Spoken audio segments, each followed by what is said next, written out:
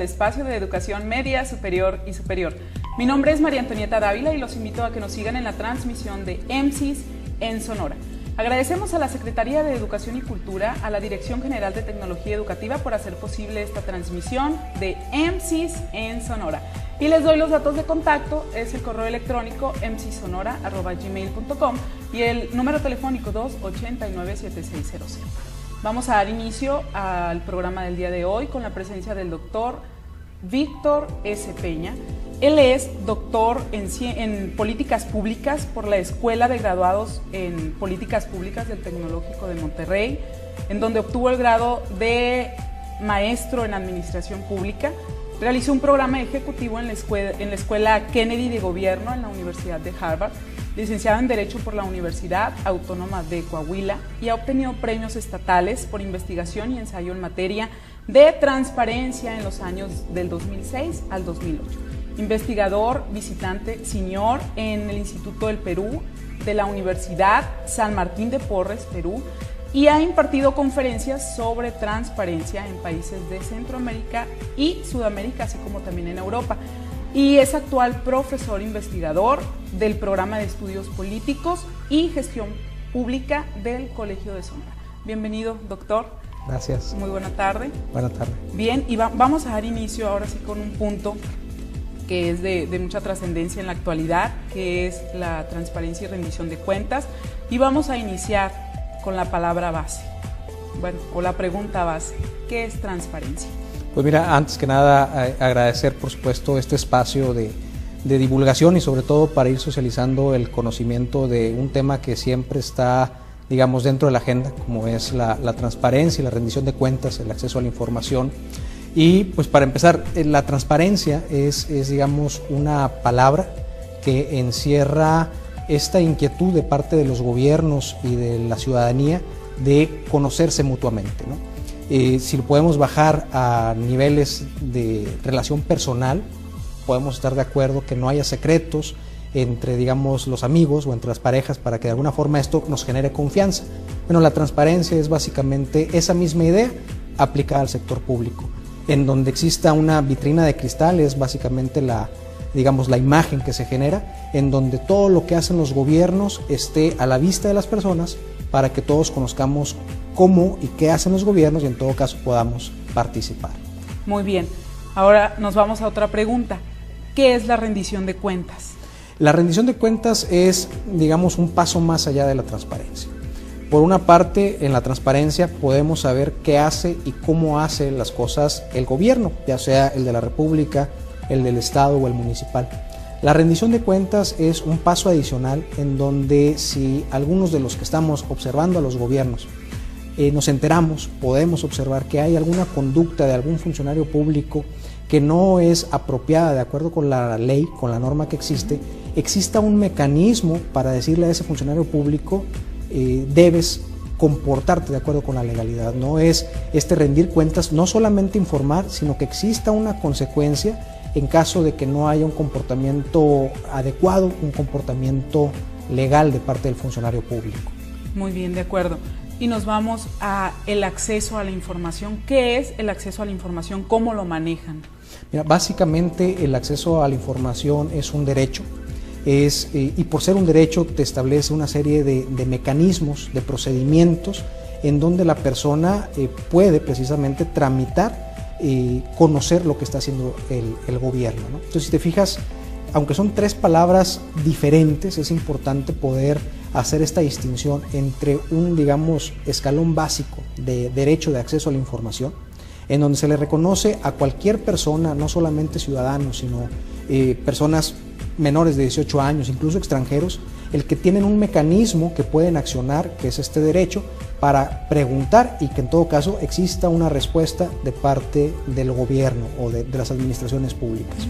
Un segundo paso, digamos, en donde esta pregunta y respuesta que se da entre ciudadanía y gobierno aumenta a un fenómeno también cultural, es decir, no solamente el diálogo entre ciudadanía y gobierno, sino además toda una serie de acciones efectivas y concretas en materia de educación, por ejemplo, para que sepamos que existe este derecho, de que existen consecuencias en dado caso de que no te respondan una pregunta, o cuando te responden una pregunta pero la respuesta no te satisface, ¿no? Que es básicamente, digamos, la base de la transparencia, el derecho de acceso más este tema cultural de lo que se pueda dar. Y un tercer paso, si te fijas, se van complementando, un tercer paso en donde no solamente preguntas y respondes, no solamente lo entiendes ya como una actividad cotidiana entre personas y gobierno, sino que además hay consecuencias en dado de que se detecte una actitud diferente a la esperada de un funcionario público. Entonces son tres partes de un mismo tema que básicamente es una contribución a una mejor forma de gobernar. Muy bien. ¿Y cuál es la diferencia o cuáles son lo que caracteriza a cada uno de estos tres puntos que acabamos de tomar, que es la transparencia, rendición de cuentas y acceso a la información? El acceso a la información lo podemos identificar primero porque hay una ley específica en la materia, ¿no? Aunque la ley se pueda llamar ley de transparencia, básicamente, como es un derecho, es de acceso a la información. Y ahí podemos identificarlo como característica, que hay una especie de pasos, un paso, un siguiente paso, 3, 4 pasos los que se tengan que seguir, en donde te clarifican como persona a dónde puedes preguntar, en cuánto tiempo te van a responder y qué mecanismo tienes en caso de que no te respondan o que la respuesta que recibes no sea satisfactoria para tu interés, ¿no? Entonces, esa es la característica del acceso a la información. Cuando damos el paso ya hacia la transparencia, tienes este derecho de acceso a la información, pero además encuentras, por ejemplo, un instituto estatal de transparencia dando cursos, capacitando a través de certámenes, identifica secretarías de educación, por ejemplo, que intercalan en los contenidos temáticos este tema dentro de los planes de estudio. Encuentras ya, digamos, una acción muy concreta de parte de las administraciones públicas, no solamente de responder el derecho de acceso a la información, sino además de generar todo un ambiente que se puede ir dando en el tema de que, bueno, todos estamos, como luego se dice, en el mismo barco. En la rendición de cuentas, la característica primordial es la efectividad en todo este camino que hemos andado. Es decir, no solamente que se mencione en el discurso, sino que en los hechos podamos nosotros como personas, como ciudadanos, percibir que hay consecuencias cuando el funcionario público es detectado en una actitud diferente a la que se espera de él de acuerdo con la normatividad. Muy bien. ¿Dónde y cómo surge esta tendencia que conocemos como transparencia? La transparencia, que es, digamos, la forma genérica en la que agrupamos todo esto, acceso a la información, la misma transparencia y la rendición de cuentas, en México surge en el año 2002. Digamos, ese es el año que todos de alguna forma coincidimos que marca este momento de inicio de este nuevo derecho y de esta nueva forma de hacer las cosas en el sector público. Antes, incluso desde el 2000, 2001, en algunos estados, específicamente Querétaro y Jalisco, ya se comenzaban a ver en sus congresos locales algunos intentos por reglamentar el derecho de acceso a la información. Entonces tenemos cerca de, digamos, 13 años, algunos años más, algunos años menos, dependiendo de en dónde quieras fijar la fecha, pero digamos tenemos cerca de 10, 12 años con este tema de la transparencia en nuestra agenda. Muy bien, perfecto. ¿Cuál es la situación actual? ¿Cómo ves la situación actual en el país, en los estados y en los municipios con respecto a la transparencia, a la rendición de cuentas? Es muy importante porque finalmente cuando hay una decisión en el sector público, pues lo importante es identificar pues para qué sirve esta decisión que hemos tomado, ¿no? De poco tendrá, digamos, una razón de ser tomar decisiones y no le vamos a dar seguimiento. Sí, claro. En ese caso, más allá de la opinión personal que yo te pudiera expresar, quisiera echar mano de un índice internacional que es el de percepción de la corrupción.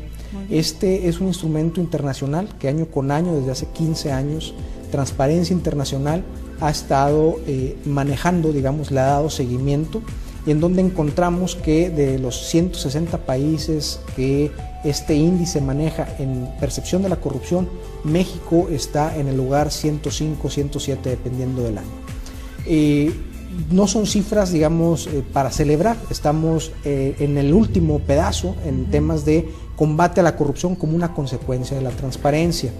Y además, si en la pregunta pasada comentábamos que este es un tema que está en la agenda desde hace cerca de 10 años, 11 años, nos vamos a encontrar que definitivamente la presencia del esquema de organizaciones y del trabajo que se está haciendo no solamente no ha disminuido la corrupción, sino que la ha alentado y hemos caído en este índice internacional. A nivel de estados, este índice no aplica. Tenemos otro tipo de mediciones en donde, por ejemplo, está, digamos, como el que me parece más significativo, el de métrica de la transparencia, en donde califican en temas de transparencia ya de forma muy directa el organismo garante, califica la ley de acceso a la información o de transparencia y califica la información que está en las páginas de internet y al mismo tiempo la actitud del servidor público de responder las preguntas que se le va a ir dando. Para tener, digamos, un contexto general de lo que sucede en Sonora, se identificó en este índice de métrica de la transparencia de hace un par de años que hay trabajo por hacer en la legislación, es decir, de acuerdo con los estándares nacionales en la materia, hay varias reformas que debieran de operarse, pero si tenemos esa área de oportunidad también es importante destacar que este mismo instrumento ha dicho, y digamos así se demuestra el estudio, que el servidor público de Sonora en términos generales tiene muy buena actitud para responder las preguntas que se le hacen por internet y tiene también muy buena actitud y es muy efectivo al momento de publicar información en las páginas de internet.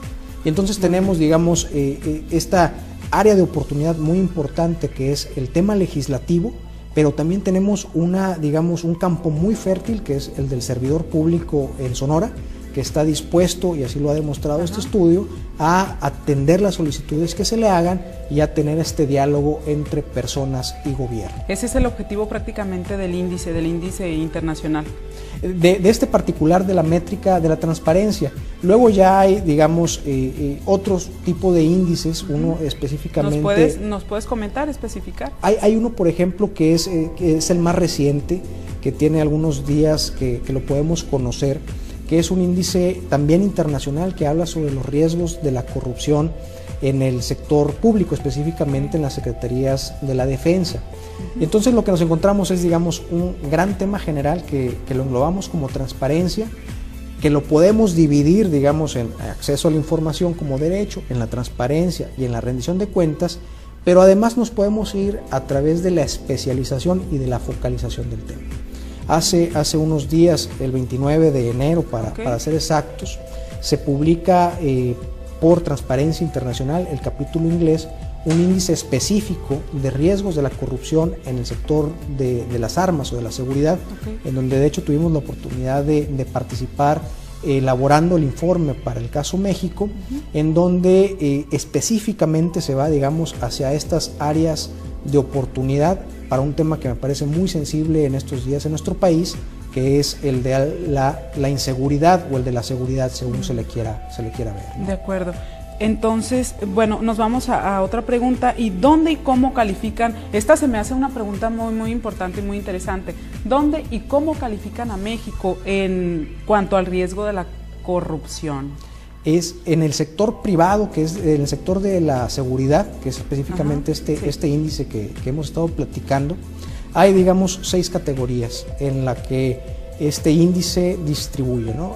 A los diferentes, son 182 países los que va a estudiar. Muy bien. Desde que hay poco riesgo, un riesgo moderado, un riesgo alto, un riesgo muy alto, y bueno, ya casos extremos que son el 5 y el 6.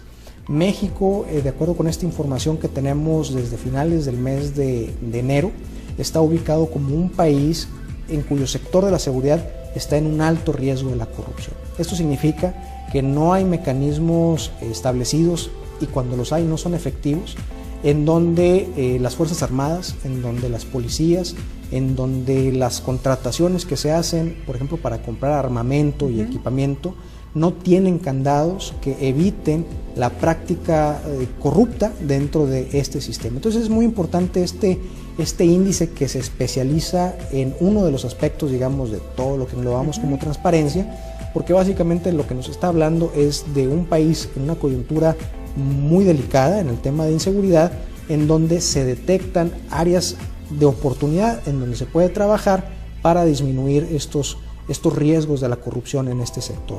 Y que, bueno, digamos, lejos de solamente señalar que el país está en un alto riesgo o de escandalizarnos por este resultado, desde el punto de vista de la política pública es importante porque te va generando, digamos, una lista de tareas por hacer para ir disminuyendo esta brecha entre lo que tienes y lo que en todo caso sería deseable tener.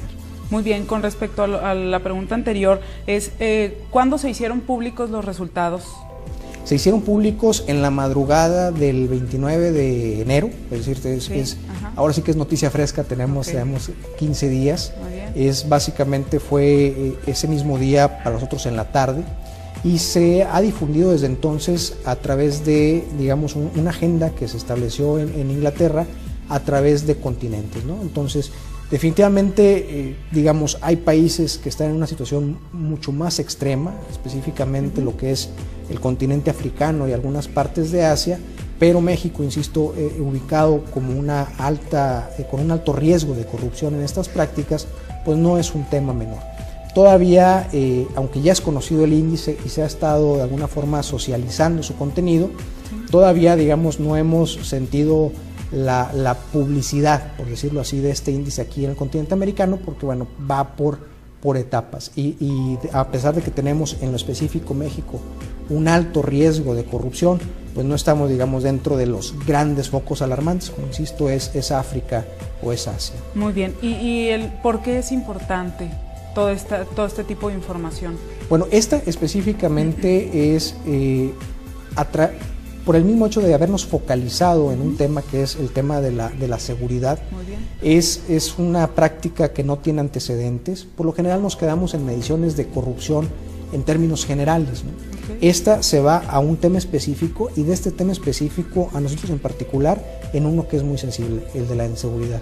Y entonces se vuelve un tema muy importante porque, como comentábamos, a los gobiernos, en este caso a la administración nacional, a la federal, le permite establecer una ruta crítica de trabajo por hacer para que en contrataciones, en depuración de cuerpos policíacos, en selección y adiestramiento incluso de las Fuerzas Armadas, puedan trabajar para disminuir estos riesgos de la corrupción.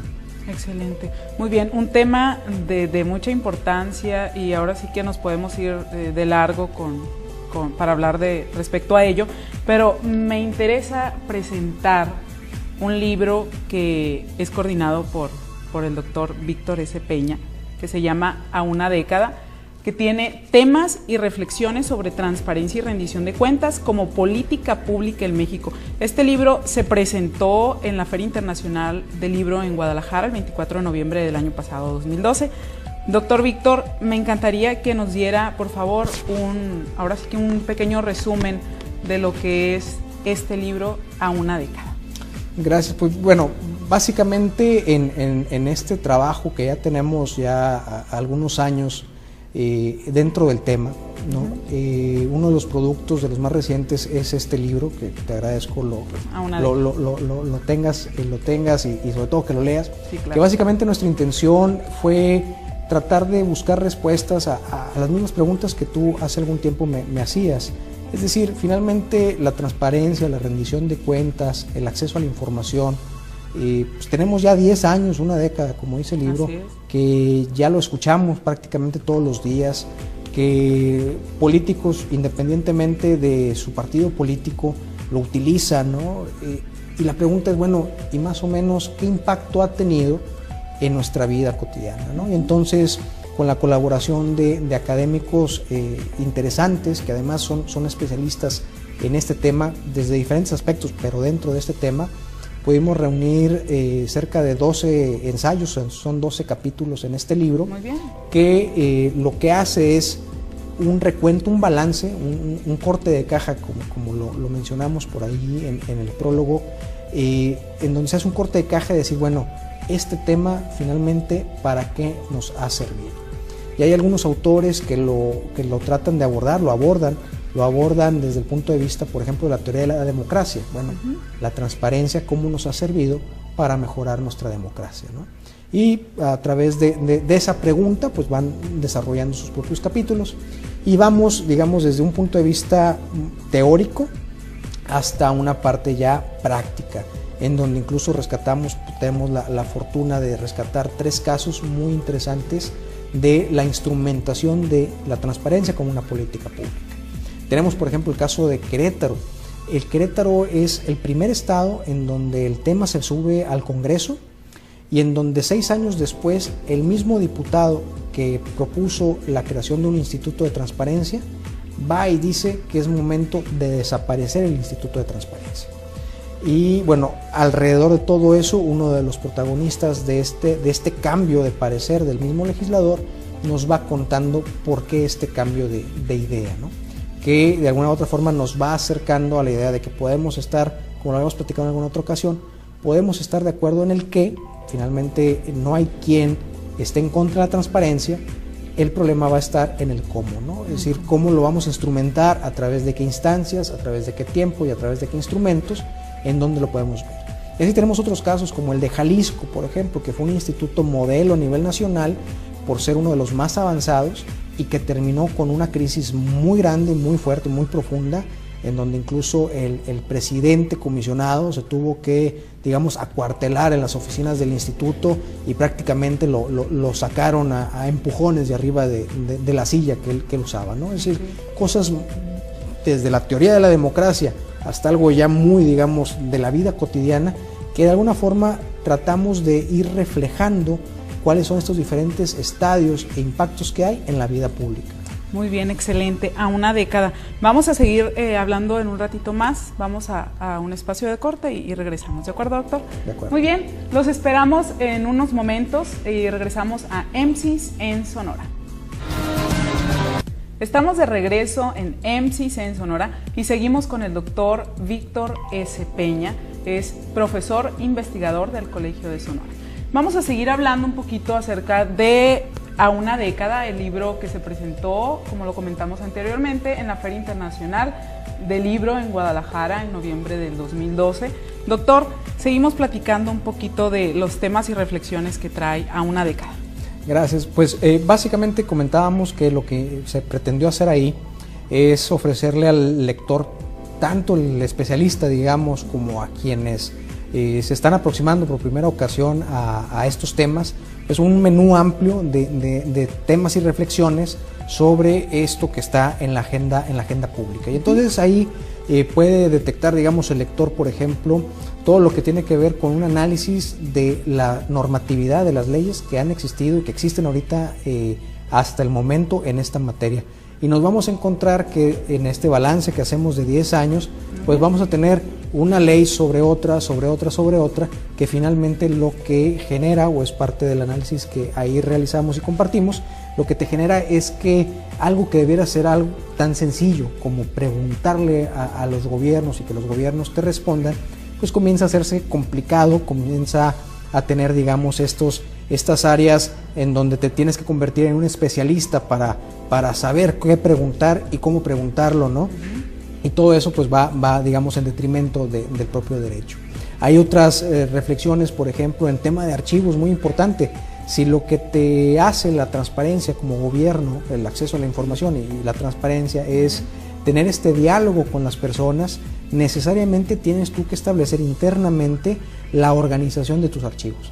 Porque si te van a preguntar, si vas a abrirte, digamos, a las preguntas y no tienes tu casa organizada, pues vas a quedar mal en la respuesta, o no vas a encontrar la información, o la información que tienes va a estar incompleta, o va a estar en un formato que no le es útil a la persona, ¿no? Entonces eso también es una digamos, incidencia indirecta del tema en las administraciones públicas. Y entonces este libro que, si me permite lo comento con todo gusto, en el Colegio de Sonora tenemos algunos ejemplares y la intención, lo digo con toda sinceridad, no es lucrarlo con esto. Incluso si hay alguien que se acerca y ahora sí que dice que lo escuchó en este programa, podemos darles unos ejemplares ahí en las instalaciones del Colegio de Sonora, porque finalmente lo que queremos es ir compartiendo este tema que nos parece, pues ahora sí que de suma importancia, ¿verdad? Muy bien, perfecto, muy bien. Y la transparencia tocamos el punto anterior de la transparencia. ¿De qué nos sirve a nosotros como ciudadanos saber respecto a la transparencia? Que es muy importante, porque finalmente de lo que hemos platicado son, digamos, conceptos, ¿no? ¿Qué es la transparencia? ¿Qué es el acceso a la información? ¿Qué es la rendición de cuentas? Pero finalmente quien nos está viendo ahorita en la televisión puede estar diciendo, bueno, pues sí lo he escuchado en muchas partes, lo veo en la televisión, veo comerciales, pero a mí, que estoy ama de casa, que soy trabajador, que soy estudiante, ¿como para qué me puede servir? Eso es muy importante, porque si no logramos transmitir que hay beneficios en el ejercicio de este derecho y hay beneficios de incorporarse a esta nueva forma de hacer las cosas en gobierno, pues las personas sencillamente no le van a entrar al tema, para decirlo muy rápido. ¿Para qué le sirve la transparencia o para qué le puede servir la transparencia al ama de casa, al trabajador, al estudiante?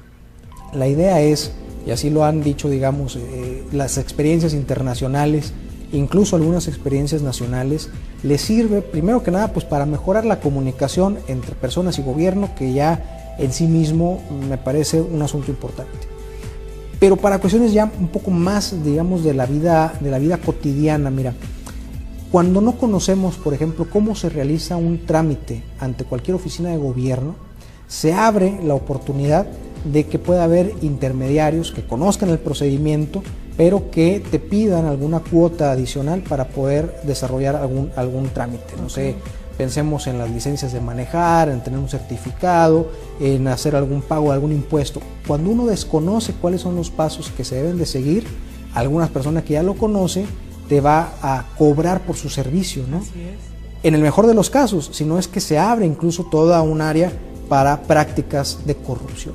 Entonces, el acceso a la información, la transparencia, como le decimos nosotros, como lo englobamos, te sirve como una forma sencilla y rápida para conocer los trámites que tú puedes ir desarrollando, ¿no? Y entonces, en todos estos estudios que hablan de la corrupción, en donde, sobre todo, por ejemplo, en las clases más desprotegidas, cerca del 80% de sus ingresos lo gastan en dar mordidas, como se dice coloquialmente, en fomentar la corrupción. El 80% de sus ingresos se va en eso. A través del acceso a la información, eso pudiera disminuir, si no es que desaparecer.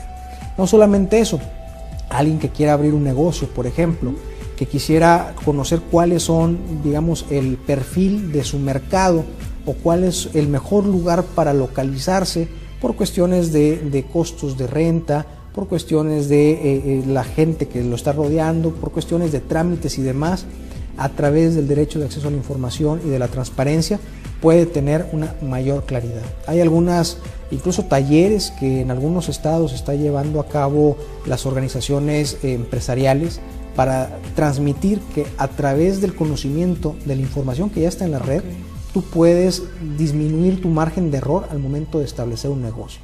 Entonces ya tienes una ventaja también muy específica y muy clara de parte, digamos, de la persona de a pie. Ahora, no nada más le sirve a las personas, no nada más nos sirve a las personas, sino que está la otra contraparte, también le sirve al gobierno. Cuando los gobiernos mencionan, digamos, en su discurso la transparencia, la rendición de cuentas y todo eso, pero no operan al interior de las estructuras administrativas una verdadera política pública, es decir, una verdadera decisión de cómo se va a instrumentar esta transparencia, y va a quedar mal a los ojos de la ciudadanía. Si lo hace en serio, si le entra en serio al tema, primero que nada, tiene que organizar su casa. Y eso le ayuda a reducir costos y le ayuda a reducir errores, porque va a tener su casa bien organizada. Otra, le ayuda a vigilar que la indicación que el presidente de la República o el gobernador o el presidente municipal, la orden que él dé, digamos, el mandato que él da, le ayuda a vigilar que sea cumplido. Al organizar tu casa a través, digamos, teniendo como pretexto, por así decirlo, la transparencia, al organizar tu casa, tú vas a tener la posibilidad de tener claro cuáles son los canales de comunicación que se va a dar. Muy bien. Sucede en todas partes que la cabeza de la organización menciona cuál es, digamos, como que el camino a seguir, y del mandato de la cabeza de la organización a la instrumentación se van perdiendo, se pierde, ¿no? Del plato a la boca se cae la sopa, como luego se dice, y entonces la transparencia te ayuda al gobierno, y entonces finalmente entrarle a este tema pues nos va a ayudar. ha sucedido que dentro de las primeras, actividades o investigaciones que se hicieron a través de la transparencia, pues van, por ejemplo, a cuánto gana el presidente, o cuánto gasta el gobernador, o cuánto gasta el secretario tal en comidas. Y esos, digamos, son para algunos medios de comunicación platos, interesantes, ¿no? Porque es el gran boom. Así es. Pero atrás de eso, y quizás más importante, en el fondo, hay toda una utilidad que a la persona, o sin necesidad de ser parte de un medio, le puede reportar el ejercicio de transparencia a la persona y al gobierno. Muy bien, excelente. ¿Y cuáles son las excepciones que tiene la transparencia? Que eso también es una parte importante. Es decir, si el principio es que el quehacer del gobierno esté en una caja de cristal, insisto, es la figura más usada, tenemos que tener claro que también no todo lo que está dentro de los gobiernos va a ser público, y eso es, es un principio internacional, y aquí en México no es la excepción. Hay alguna información que por el riesgo que daría darla a conocer, se ha preferido en las leyes de los estados, Sonora no es la excepción, tener una figura que se llama reserva de información. Si es, en términos generales, información que ponga en riesgo la vida de una persona, que ponga en riesgo la seguridad de una institución, que ponga en riesgo, por ejemplo, algún tipo de decisión que esté tomando la administración, por mencionar, los casos más específicos, esa información, aunque es pública, por un tiempo no se va a dar a conocer. Hay una controversia aquí. Por un tiempo solamente. Por un tiempo.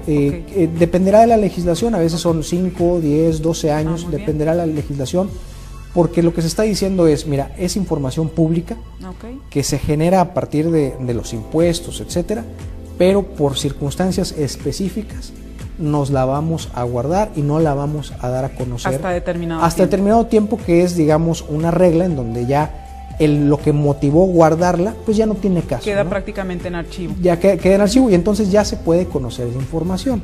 Ahora, también es importante decirlo, no porque esté reservada esta información y que nos digan que está reservada, ya nos vamos a dar por bien servidos, ¿no? Hay mecanismos que existen en la ley de cuando consideramos que no hay una verdadera causa para reservar la información. Hay mecanismos a través de los institutos de transparencia para poderle decir a alguien, oye, valora si efectivamente los argumentos que me están dando para reservar la información son suficientes a tu criterio, que es, un criterio experto, y poder un poco tener esta garantía de que no se está tampoco reservando demasiada información o sin criterios que se pudieran dar, ¿no? Y hay otra segunda excepción, no solamente la información reservada, sino lo que ya le hemos llamado nosotros y ya se conoce como datos personales.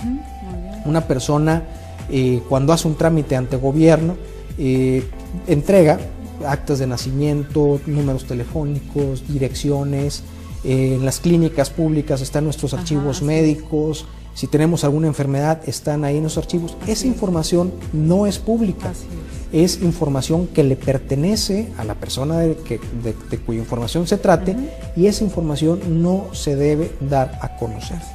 Incluso es, dentro de lo último que hay en ejercicio de estos derechos, la protección de los datos personales. Que no haya de parte del gobierno alguien que se quiera, como luego se dice, pasar de vivo y mal utilizar esa información en beneficio privado a costa precisamente de tu privacidad. Entonces son esas dos excepciones al gran principio que es el de la transparencia. Muy bien, excelente, muy buena respuesta.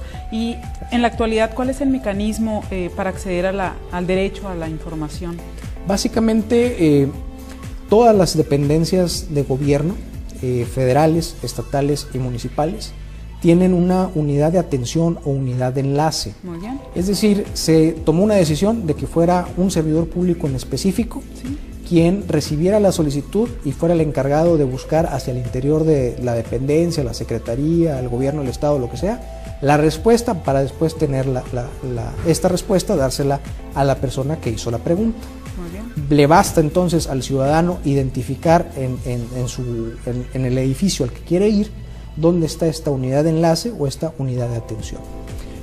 A nivel nacional sucede que cuando uno quiere hacer una pregunta, las personas, los funcionarios públicos que están encargados de eso, orientan cómo se debe de hacer esta solicitud. Excelente. Ahora, que si la persona no se quiere trasladar o no se puede trasladar a, digamos, la oficina en físico, ya hay una instrumentación, incluso Sonora la tiene, de que sea a través de, básicamente de internet, a través de un sistema que se llama Infomex, que es una de las grandes aportaciones de México para el mundo en materia de transparencia y que funciona ya aquí en Sonora, en donde a través de una página de internet de muy fácil uso, uno se registra, da, digamos, sus datos personales, y puedes ir seleccionando de una manera muy sencilla cuáles son las dependencias, cuál va a ser la pregunta, y además el sistema te va a ir señalando cuánto tiempo tienen para responderte, te va a ir dando,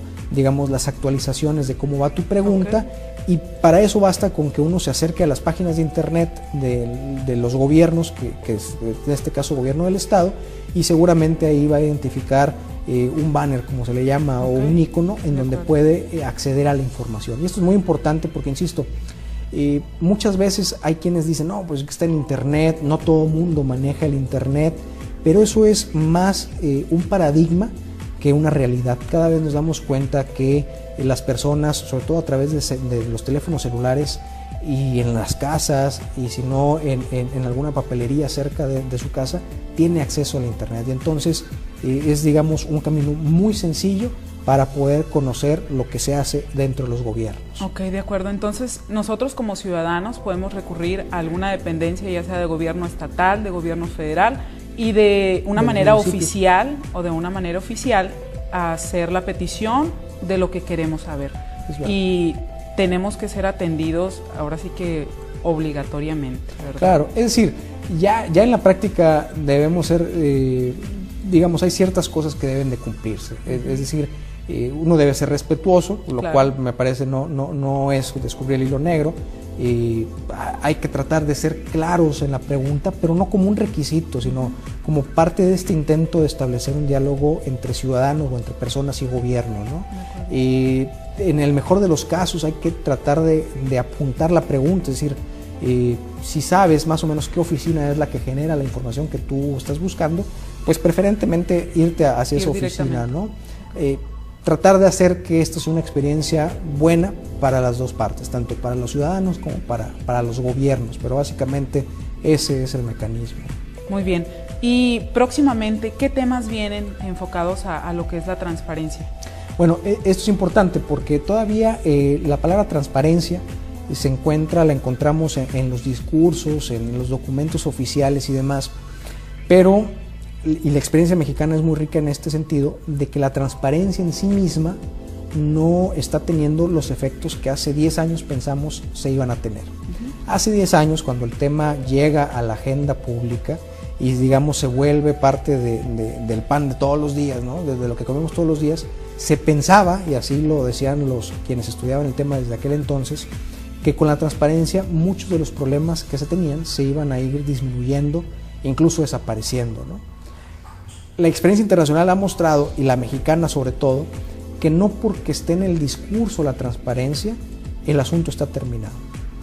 ¿Qué viene en la transparencia? Es un paso adicional, ¿no? Así como platicábamos de derecho de acceso a la información y luego un paso adicional a la transparencia y luego a la rendición de cuentas, hay ya un paso adicional que se llama gobierno abierto, que es un término que, digamos, la recomendación es debemos de irlo incorporando tanto personas como el propio gobierno, porque no solamente nos está hablando de la transparencia que ya conocemos, con sus ventajas, con sus problemas, como todo en la vida, ¿no? Pero que ya conocemos, pero viene acompañado de dos elementos más, no solamente la transparencia, sino la participación, es decir, ya hay, digamos, la muestra expresa de parte de los gobiernos de decir, te estoy mostrando mi información, pero porque te estoy invitando a que te integres en la toma de decisiones. Y el otro elemento que integra el gobierno abierto es la corresponsabilidad. No solamente el gobierno hace un foro de participación donde todo el mundo opina, ¿no? Sino que esas opiniones van a ser vinculantes, se le llama, es decir, va a obligar a los gobiernos, pero obliga a los gobiernos en la medida en que el ciudadano o la persona también diga, o sea, se haga responsable de esas decisiones que se van a ir dando, ¿no? Okay. Entonces, bajo esta etiqueta de gobierno abierto, ya integramos transparencia, participación y corresponsabilidad. Y hasta ahorita es, digamos, la parte última en donde, por ahí va la tendencia internacional, es en donde todo aquello que no logramos con la transparencia sola, se puede ir logrando a través de estos tres elementos en su conjunto. Entonces, insisto, hacia allá va la tendencia. Es buen momento para que los gobiernos, tanto el nacional como el estatal y los municipales, se vayan enterando de este asunto, para saber qué se necesita hacer para instrumentarlo. Excelente, un tema que ahora sí que podemos hablar muchísimo de ello. Doctor, encantada de que haya estado con nosotros el día de hoy en EMSIS en Sonora. Vamos, por supuesto, más adelante a estar en contacto para que regrese con otro tema de suma importancia. No, hombre, al contrario, muchas gracias. Le agradezco. Gracias. Excelente fin de semana. Bueno. Y muy bien, doy los datos de contacto antes de despedirnos. El número telefónico es el 289-7600, la extensión 2333, y el correo electrónico emsisonora@gmail.com. Y antes de irnos quiero enviar un cordial saludo a todas las personas que nos ven, no solamente en el estado, sino también muy en especial en la Ciudad de México DF, al plantel de CONALEP Agua Prieta, que está muy próximo al programa de actividades del 25 aniversario. Un caluroso abrazo para todos los compañeros del plantel CONALEP Agua Prieta. Y bien, mi nombre es María Antonieta Dávila y fue un placer que hayan estado esta hora de transmisión con nosotros, y nos vemos el próximo sábado en punto de las 4 de la tarde en su programa EMSIS en Sonora.